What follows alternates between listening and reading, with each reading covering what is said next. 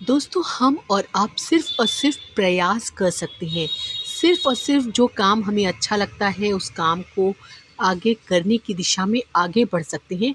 पर रिज़ल्ट को लेकर हमें टेंशन लेने की ज़रूरत नहीं है, क्योंकि रिज़ल्ट अगर हमारे और आपके हाथ में होता अपना, तो फिर तो हम 100% ले लेते, 1000% ले लेते, लाख परसेंट ले लेते और किसी को आगे ही नहीं आने देते।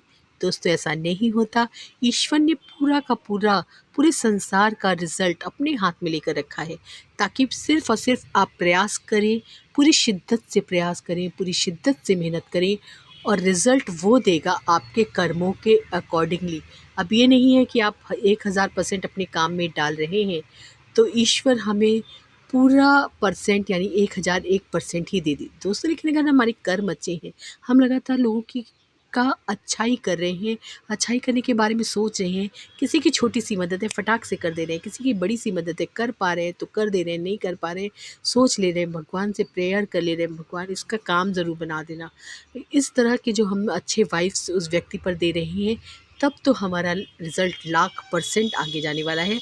और ये कभी मत सोचिए दोस्तों कि वो इस लाइन में आगे बढ़ रहा है तो हमें भी दौड़ कर बढ़ जाना चाहिए। नहीं बढ़ पाएँगे हम और आप, क्योंकि उसकी लाइन, उसके एफ़र्ट्स, उसका तरीका अलग है। आपकी लाइन, आपके एफ़र्ट्स, आपका तरीका अलग है।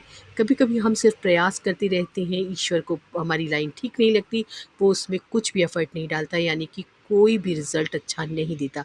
लेकिन जैसे ही हम किसी दूसरी लाइन में आगे बढ़ते हैं, फटाक से अच्छे-अच्छे रिज़ल्ट्स आने लगते हैं और आप देखते हैं 100% से ज़्यादा आपको रिज़ल्ट मिलने लगता है। तो बस हमारे हाथ में सिर्फ़ और सिर्फ़ प्रयास करना है, जो हम पूरी शिद्दत से करेंगे और किसी का रिज़ल्ट देख के घबराएँगे नहीं।